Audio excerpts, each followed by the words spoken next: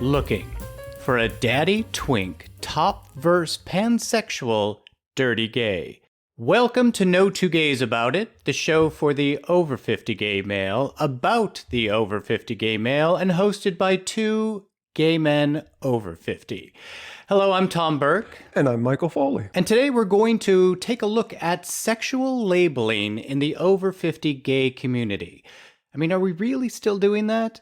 First of all, we're going to take a look at who, when, and why over 50 gays are still labeling themselves and labeling others.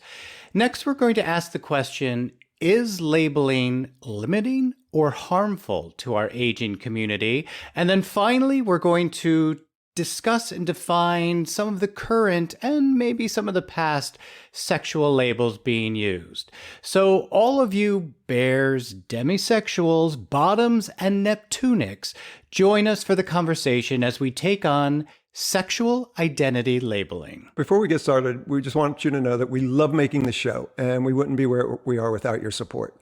So consider becoming a member of our Patreon today. And for as little as the cost of a cup of coffee per month, your fee goes directly to keeping this show on air, as well as getting you exclusive access to bonus content, access to episodes, and it's just our way of saying thanks. So head on over to patreon.com/no2gaysabout it and join our found family. Let's talk labels. So as I said, later on we're going to go over the list of a lot of the different labels being used, but just for reference, to get us going, I think we need to just talk about some of the basic labels, and then that will set us off. So Michael, some of the basic labels are top, bottom, bear, twink. What are some of the other basic labels out there? We have a new one called side. That's another one that's being used a lot. The list is really what you want. Okay, all right, hold on. So all of our amazing listeners and people watching us on YouTube, get ready to start sending those comments in about he can't be that dumb, he can't be that naive. Oh yes, he can. So you know what you know when you know it. And I'm going to know a lot more exactly after today, right? So here you go. All right, I get the bottom, I get the top. What the heck is a side? That is the new term for oral. A side is somebody who does not enjoy anal sex, either receiving or giving, that they just would rather remain oral and do other things that don't involve anal. So you'd have to lay on your side? Where does the side part come? I don't get it. Maybe 69. That's the image I get when I think of side. It's like both people are laying on their side. And now where it comes from, I don't know. But that's, or maybe you know how like a container has a top and a bottom, and then has a side. I guess it could be whatever works for you, right? Yeah. Okay. This whole thing is really overwhelming for me. So let's talk about our community, this over 50 gay community of ours, and the whole labeling thing. So who actually is out there labeling themselves or labeling other people? I think on some level, everybody does. It's been something that's been around since people have been around. You know, you have to, in your own mind, create a box to put something in. And so you put a label on it, which doesn't always do the people involved a great service. In fact, it does them a disservice. So basically, from what I know, this whole labeling thing is definitely used in all of the apps, the sexual apps, you know, kind of like a menu or a, you know, pick what you want kind of thing. Right? That's how. Yeah, absolutely. I mean, everybody puts what it is they're looking for in their profile, and it's sort of a shorthand. You know, it's like going out to a restaurant. Oh, I want that. I want that. Oh, perfect. He fits the bill. So let me say hi. Okay. So, all right. I get maybe a lot of the younger people, but are people over 50, are they still labeling? Are they still like putting themselves into the box? Didn't we want to get out of the box? Oh, no, they're still in the box.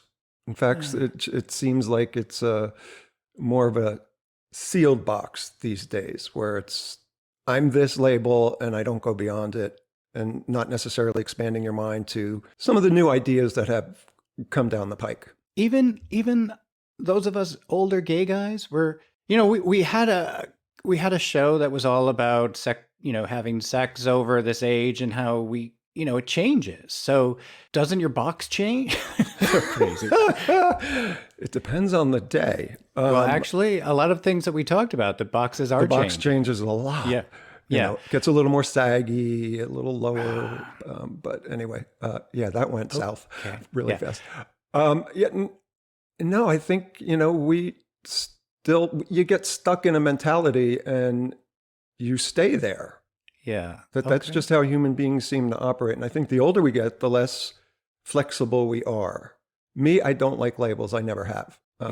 But I do realize it's a necessary evil in some arenas. So in the whole app world, I mean, do you label yourself? Do you write down labels that you want? I do not. No. Okay. I basically cool. give a shorthand to who I am, what I'm looking for, but I don't label anything because on any given day, I'm open to many different things. And so to put something very specific doesn't work for me. But a lot of people do because, one of them is a bottom. Bottoms like putting bottom in their profile because that's all they do. And that works for them, but it doesn't work for me. Okay. But I'm assuming there's arenas in your life where you put labels on yourself that may not be sexual, but you refer to yourself as something specific, right? Like what? Like you're a teacher, like you're married, right? Yeah. Okay. Yeah. Right. So, labels go elsewhere besides just sexual. And granted, in our community, most of the time it's referring to something sexual. Well, let's talk about that too then. Okay, so these labels are in the sexual arena. Is there somewhere else in this community that people are using these labels for themselves? I know we just in the last couple of weekends, I think here they had the big bear weekend. Right. So it wasn't all sex. It was just like we're labeling ourselves as bears, right? And so it's not really a sexual thing. It's more of an identity thing. Exactly.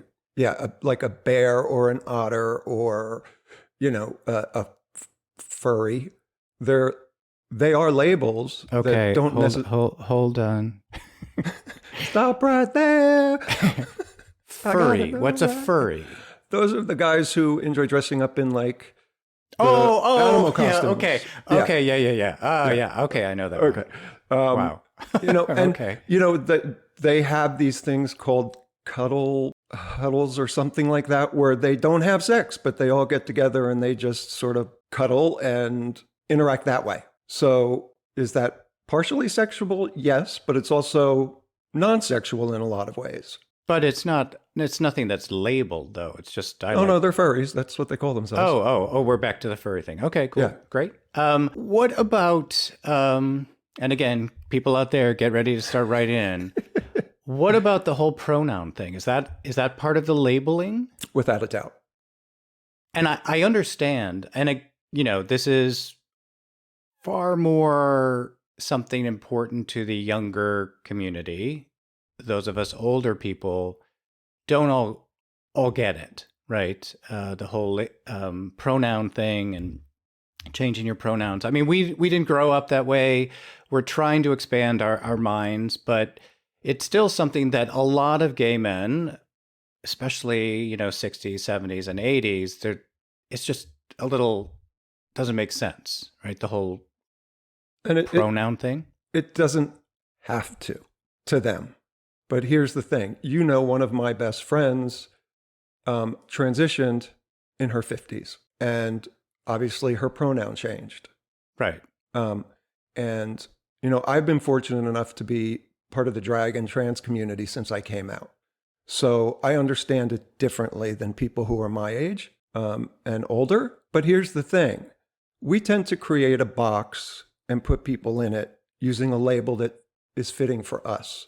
What we don't allow sometimes is for somebody to let us know they don't belong in that particular box and they feel more comfortable somewhere else. And I think for guys our age, there's a resistance in going, well, that's not how I think. Well, it doesn't have to be how you think. this person is sharing with you their experience and where they are, and just asking you to take them out of the box you put them in and to put them somewhere else. And I don't think there's anything wrong with that. No, I mean, no, there's definitely nothing wrong with that. But I think especially the younger generation has to give grace, a little leeway to the older generation who doesn't get it. And, without a doubt. Right. That's one of the biggest things we talk about every week is how we have to give grace to not only ourselves, but to other people, you know. And allow somebody to explain something that you might not understand without judging them. You know, just because somebody says my pronoun is they, don't roll your eyes and go, oh, what is that?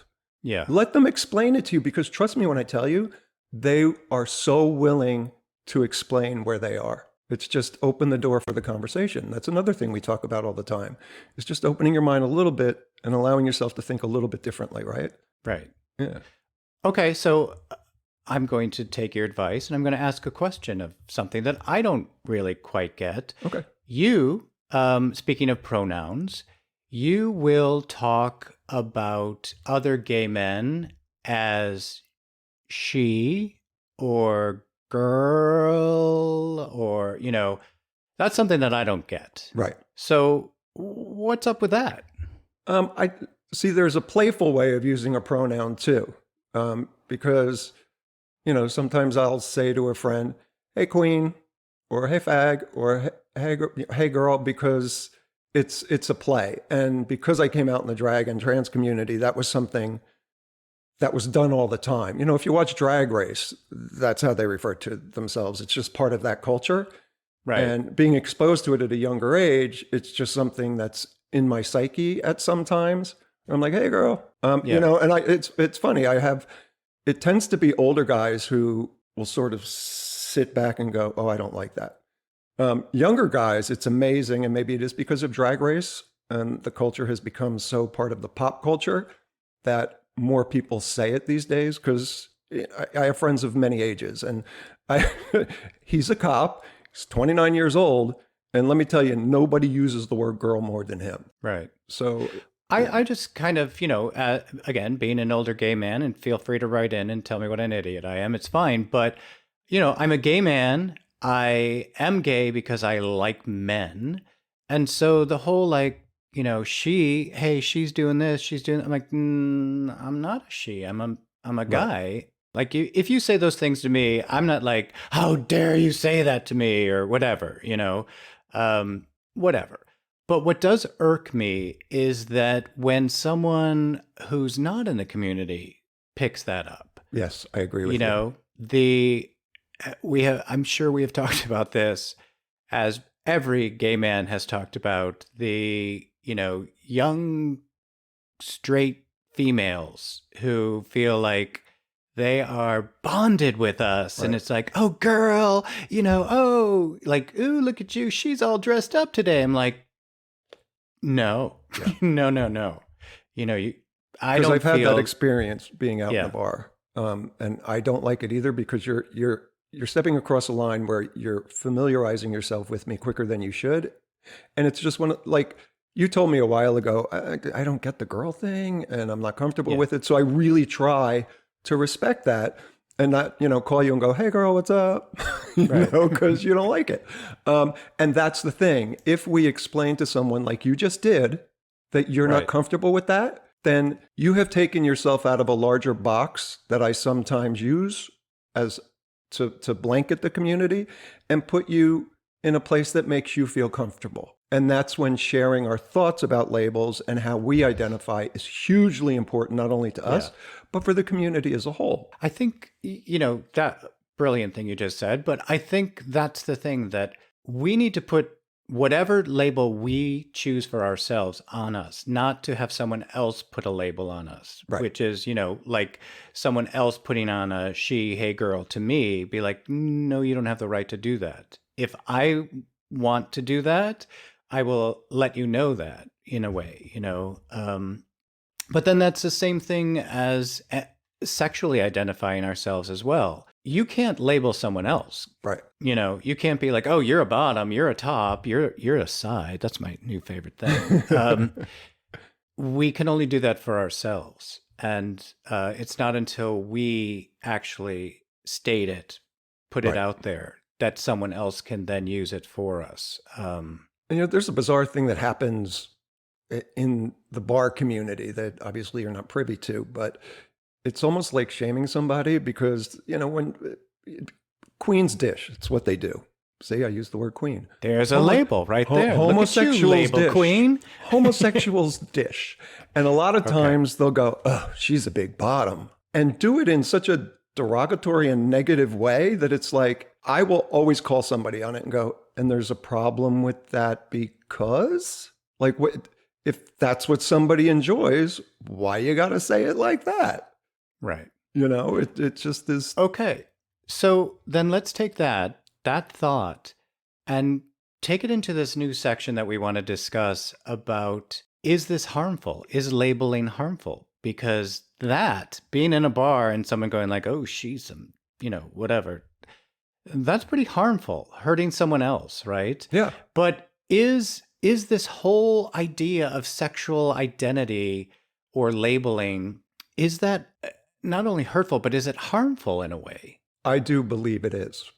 Because a lot of times it could be used as a weapon. Let's take cultural labels or ethnic labels that a lot of times they're used as a weapon. It's used to hurt somebody. All of us over 50 gay men totally had a lot of labels flung at us as children that have stuck with us, which is why it's so surprising to me about all the labels, that people are using all of these labels. I guess it's different, the sexual identity label as opposed to the fag, sissy, pussy, all those kind of labels that were thrown at us. But I just still feel that putting ourselves into this box is a little bit limiting. Putting ourselves into the box or putting someone else into the box? Both, okay. I think. Putting ourselves into a box, we have to realize that, you know what? The box may change tomorrow and I may feel like something else. And that's awesome because that's how life should be. It should be about growth, expansion, trying new things. And if you choose to define yourself as something else, awesome, more power to you, own it. When someone else puts us in a box, I think that's when it becomes dangerous because they're seeing us in a way that may be completely unrelated to who we are. Back in the day, in the dark ages when I was single and dating, and we didn't have these apps where you put your menu on and like, these are the things I want, these are the things I do, these are the things I don't do. There was that whole kind of dance, and again, yes, I am that naive. That's who I am. I never, slept with people I didn't know. I dated, we courted, I went through all of that stuff. And so there was that dance. And then that time when you finally do get together sexually, it was the exploring and figuring out, oh, I don't really like this. And he likes that, and instead of going into it with like, this is who I am, this is what I do, this is what I don't do. Do you find that limiting sexually? I do. I absolutely do. Because again, if you're so rigid and you put yourself into this box and don't allow yourself to experience new things, then you're cutting yourself off from a whole lot of different experiences that you never know. You may find them enjoyable. I'm from the school of thought that try everything twice, because first time you just can't get your footing as well as you should. So try it again. There are definitely some things where you would try once and go, oop, nope, never again. But if there's a little bit of intrigue and a little bit of curiosity, give it another go. And so what that, you're not a top all the time, or you're not a bottom all the time, or you're not a side all the time. Just be willing to be flexible.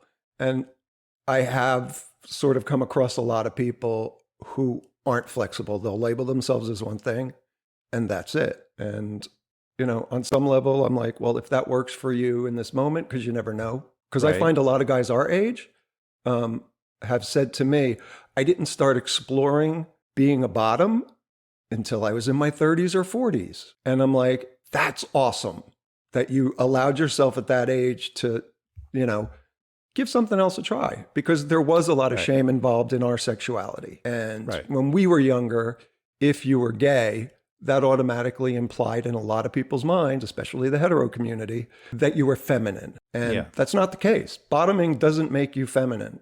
It doesn't take away your masculinity. Just like being a top doesn't make you more butch or more, manly. It just is what it is. So we have been getting seriously, the guys who are listening and watching us are absolutely amazing. Yeah. Everyone is sending us all of their comments, sharing their stories with us. Michael and I love hearing from you guys, and especially that we are touching on the subjects that really mean something to you, which is great, because they mean things to us.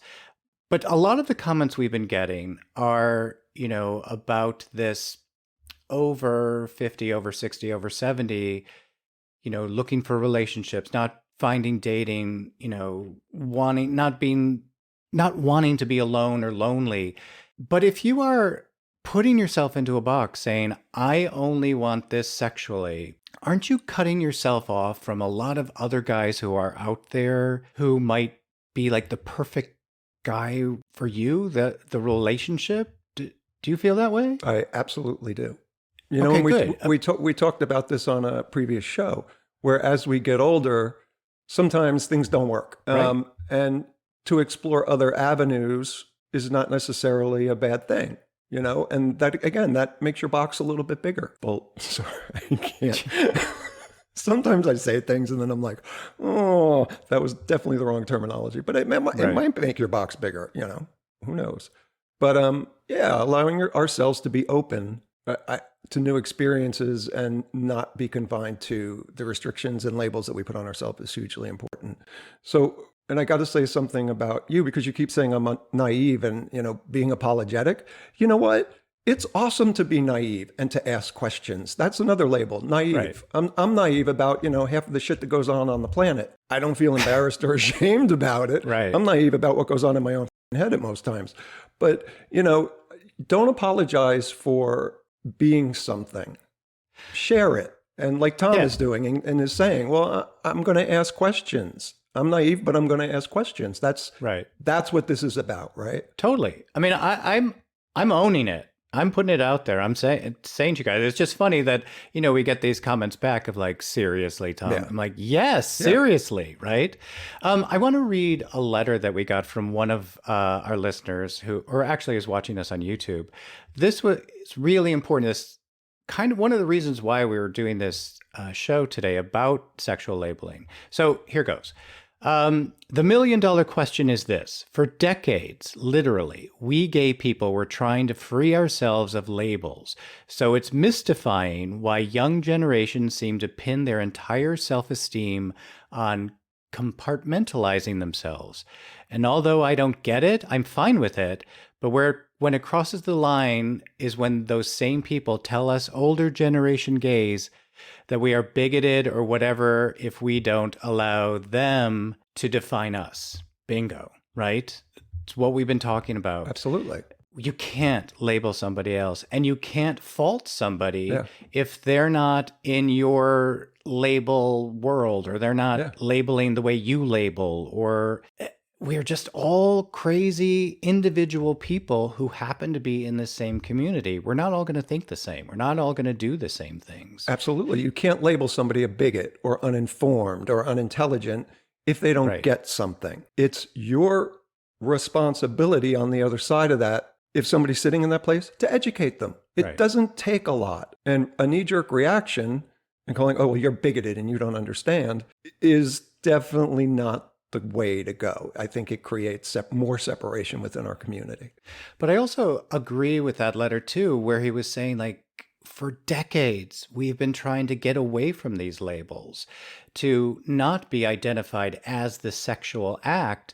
And yet that's what we're talking about. Everybody seems to I don't want to use the word everybody, but so many people in our community label themselves as a sexual act.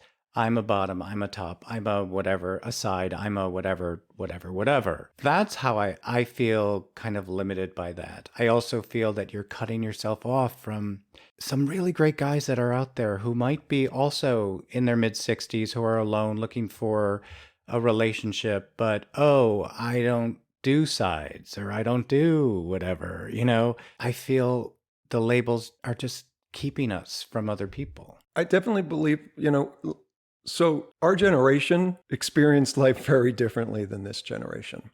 Right. We had labels thrown at us Right. that always implied something negative. What I feel like the younger generation is doing is owning it and creating their own. So I could see why, folks like us who are older and have lived through very different lives have that tendency to go, I don't want to be labeled as anything because most of my life, other people were labeling me and I didn't fit into that box and it made me feel uncomfortable. Did you, when you were younger, I mean, obviously you experienced hate speech at some time, or at least were around, Yes. conversation where people were telling fag jokes. Yeah. Or, how did you feel about that back then as Well, I'm opposed still to scarred from it. Right. We're all still scarred Right. from that. So you see a younger generation now is looking at it as, I'm not going to allow somebody else to tell me what I am or define it. They're like, I'm going to own that.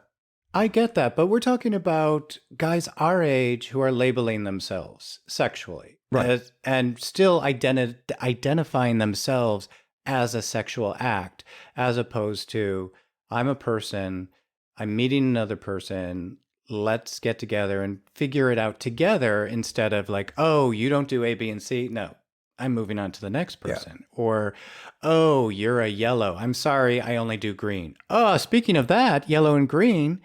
This takes it back to something else you taught me about, which was the handkerchief thing, the colors. Talk about labeling and talk about people our age. What was that in the 70s and 80s? 70s, 80s, yeah, it was huge. 70s, where people used handkerchiefs to say, this is what I do, this is what I don't do. Thank you. That was so much fun when you taught me all that stuff. I had to see a therapist for a couple of weeks afterwards.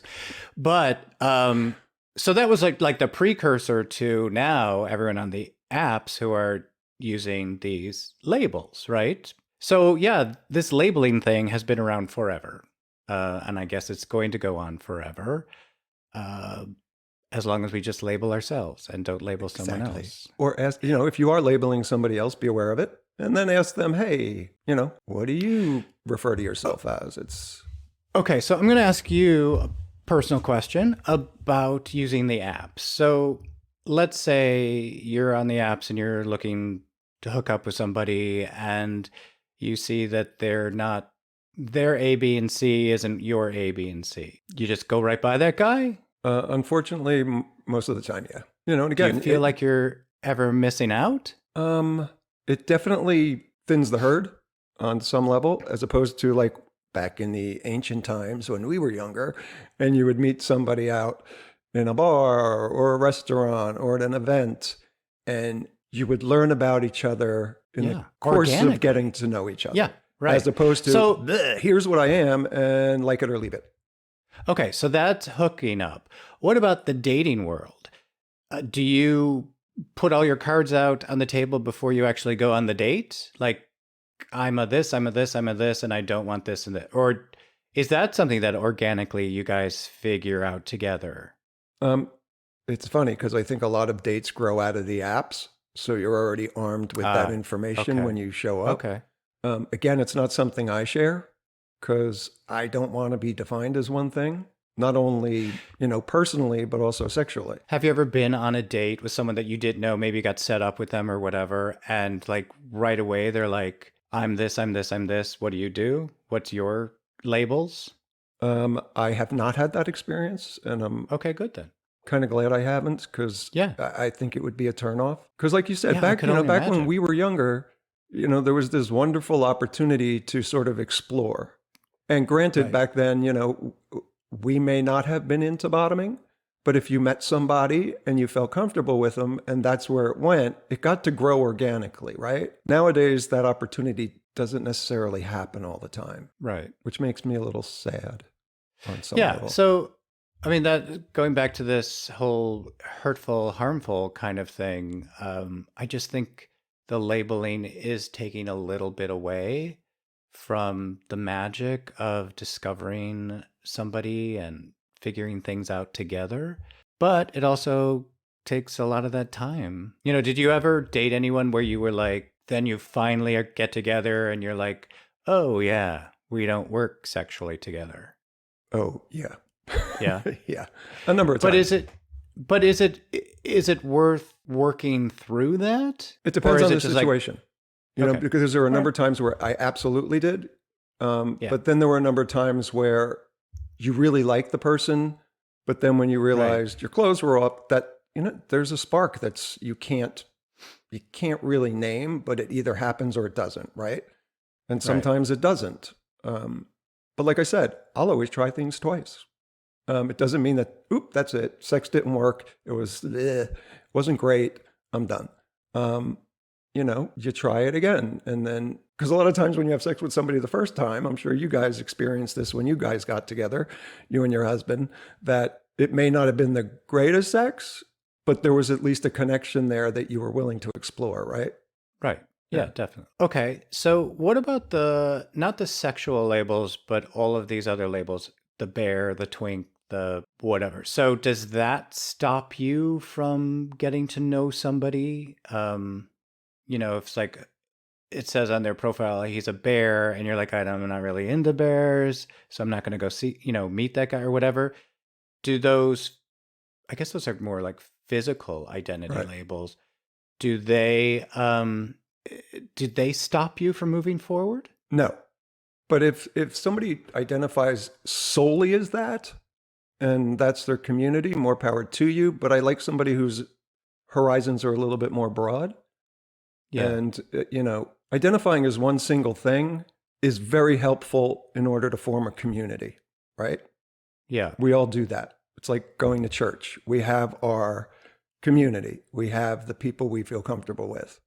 And so, in some ways, like the bear community or the drag community or any other community within our community, um, you seek out your tribe, but you should also be willing to step outside of that Oh, and definitely. experience other tribes. And I think the older we get, it seems the less we want to do that because we're comfortable where we are. But I would think that the older we get, we have to open up our view of other people because the pool's getting smaller, especially as we're aging. And who is out there if you're looking for relationships? You're like, maybe you're not into the bears, but there's this really great, sweet guy who's here. Speaking of great, sweet guys who are hairy, um, again, back in the dark ages when I was single, I have absolutely no hair in my chest.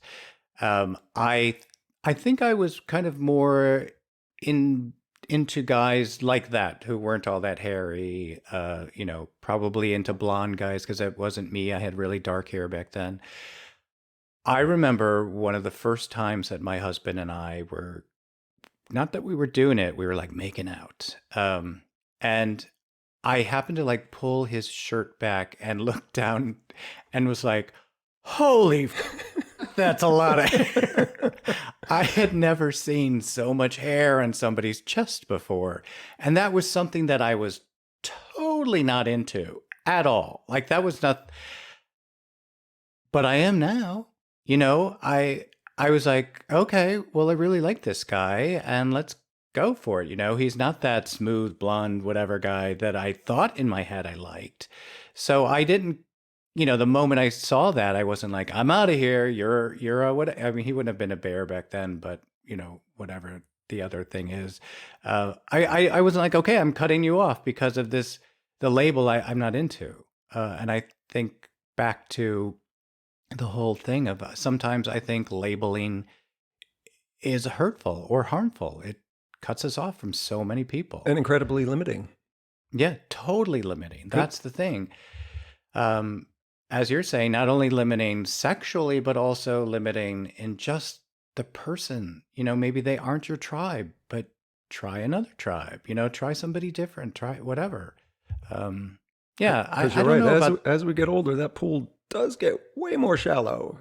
And, Yeah, and the thing is, the bears aren't going to be as berry anymore because we're all losing our hair anyway. So just be open to all kinds of things. I guess fortunately, body hair seems to grow more as we get older. So from the neck down, you have hair sprouting everywhere, right?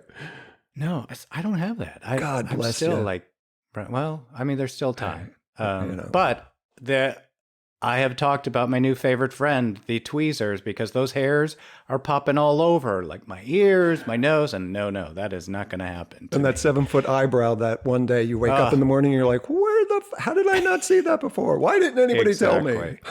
Exactly. Yeah, so we need a label for that eyebrow hair. So good. Labels. Yes, they are helpful. They save some time sexually, but they also can be pretty limiting. And again, bottom line, give someone grace, give yourself grace, and you can only label yourself. And labeling someone else is not fair. It's not appropriate. It's just not a kind thing to do. Beautifully said.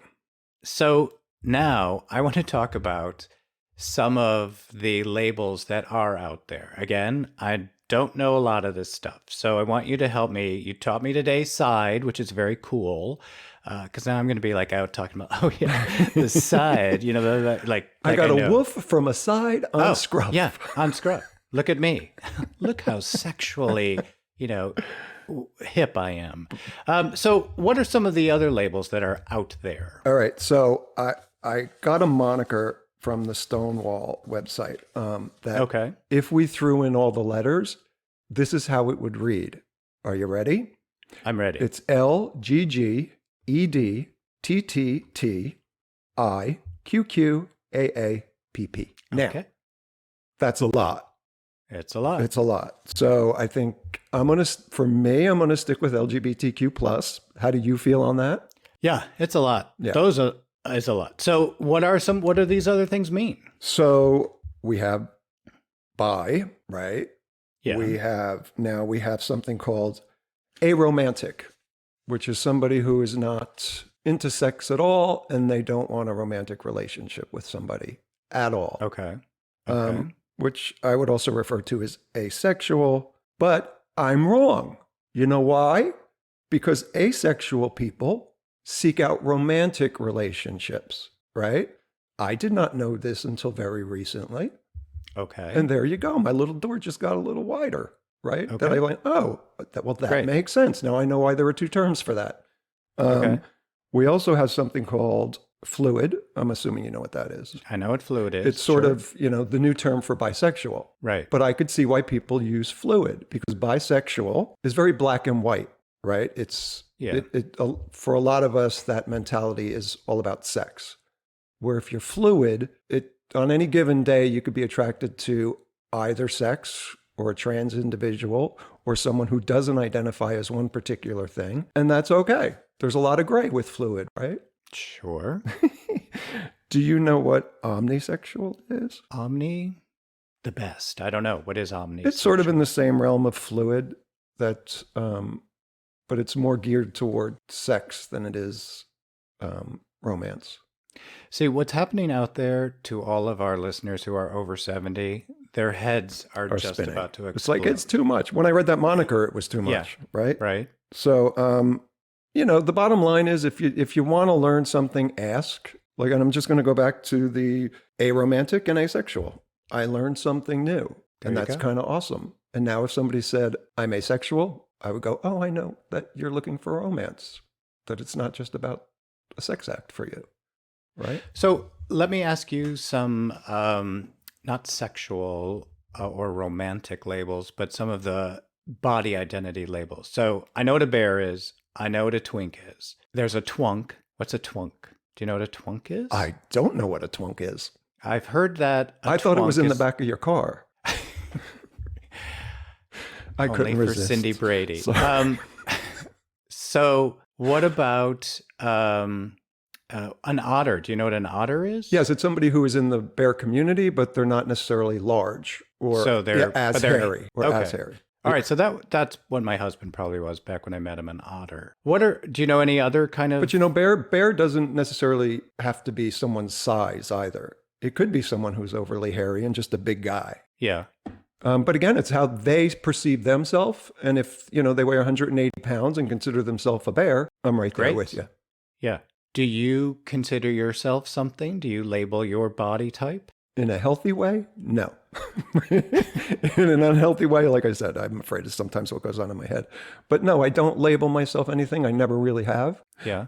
And I'm going to share something very quickly. When I first came out, there were a lot of people in the gay community who would constantly say to me, oh, you're going to be married and have kids by the time you're 30. And it made me so angry. And, because back then they were like, oh, you're too butch to be gay. And it irked me because I'm like, here you are isolating me from the community that I finally found and want to be part of. And you're telling me I'm not going to be part of it in 5 years. So that, believe it or not, left a little bit of a scar because on someone me. Put a label on you. Yeah. It's like, right? I'm not straight. I know I'm not straight. Why are you telling me I am? And did you irksome. Identify as butch? I still don't. I'm gonna use that word that you don't like. I sometimes am like, oh my God, I'm such a big girl, because just some of the things I do crack me up, and and it's not necessarily a feminine trait, because again, I grew up in the drag community, and it was referred to as something very different. So I don't label myself. I never have. Okay. If I was forced to, I couldn't. Because I am, like all of us, we're a lot of different things, right? And I think the more comfortable we get experiencing different things, we tend to get out of the box and are willing to walk around. It's like a snail or a hermit crab that changes its shell as it grows, right? Hopefully that's us, that we just, oh, I don't need this shell anymore. Let me go find another one. Well, my shell is definitely growing. My pants are really tight today. So, And you know why it's growing? Because you are amazing. Stop eating. Well, there's that. That would be the negative thought that was going on in my head for myself. You're one of those amazing people that are willing to ask questions and to be open-minded and be non-judgmental. And I think that's the key to a happier life as we get older. Okay. So what's our big conclusion here about labeling? That it's a necessary evil at times. You want to label yourself, awesome. Be flexible to changing the label if need be. But don't put other people in your box. Ask them where they fit and allow them to be that. Like you said earlier, it's about giving other people grace, right?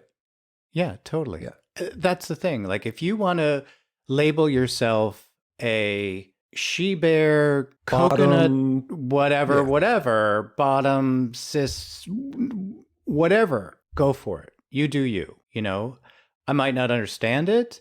I might not get it, but it's not me. So go ahead. You do you. And if Tom asks you what it is, explain it to him. We all want to know, because then it makes for a happier life. Oh, I get you. I get you. And I respect you. And I respect that you want to be referred to as that. It's like the pronoun they, right? Or the pronoun she. Like if you sometimes say to me like, oh, she's whatever to me, I'll be like, well, that's Michael. And that's his, but I'm not going to be like, how dare you say that to me, because that's your world and your labeling world and whatever. So, but here's the wonderful thing. You've told me that doesn't sit well with you. And I've really tried. Sometimes it just slips out. And well, that's the thing. Yeah. I know that you're not doing it in malice or to make me feel bad or whatever. So yeah, that's you being you. Great. Go ahead. So there you go. Great. Yeah. Labeling. Get out of the boxes, people. I know you want to put yourself in one, but I want everyone out of boxes so they can all experience, things that you might be passing up. Or learn something you didn't know yesterday. Exactly. All right. So all of you people out there, I want to hear from you. Let Michael and I know your thoughts on labeling. Do you label yourself? Do you label others? And how do you actually feel about all of that? Is it hurtful? Let us know. And definitely by letting us know, that lets us know that our shows are touching you guys. And that's what we're here to do. We want to be the voice of this over 50, over 60, over 70, over 80, 100-year-old gay guys. We want our voices to be out there and to talk about things that are important to us. So leave us those comments. Wherever you listen to us on a podcast, leave us a great review, leave us a comment. Not only does that help us know that what we're doing, we're on the right track, but it also gets us out there in the whatever matrix world so that other gay men who might not be in a big community, that they will then hear, be able to find us and join our conversations. How else can people contact us, Michael? You guys could reach us across social media at the moniker No Two Gays About It, and that is everywhere on your iPhone or your Android. And you could also send us a personal email if you don't want to leave a comment on a public page at no2gaysabout@gmail.com. And you could also join us on Patreon and become a supporter of our show.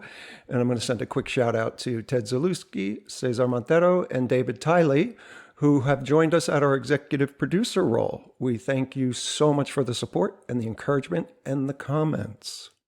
Totally. And all of you people who are watching us on YouTube, thank you so much. Make sure that you hit like and subscribe, and also that little bell. So whenever we have a new episode out, that you will be notified and you can join in on that conversation as well. Michael, I'm going to ask you to do one more thing for me. Our amazing supporter, Cesar. Can you say his name again? I love the way you say his name. Cesar Montero? Yeah, that's great. Gave a little spin. I hope Cesar enjoys that. Hope he has that spice in his life as well. So that's awesome. Anything else we need to talk about before we can get out of here and let these people go on with their lives? I think we're absolutely good. Thank you for sharing your thoughts. Thank you for being willing to ask questions and just explore this topic. Yeah, thank you for enlightening me in the world of sexual labeling out there in the world, in our over 50 gay community. All right, great. Well, thank you all of you for listening. And Michael, until next time. Until next time, Tom. And thank you guys for listening.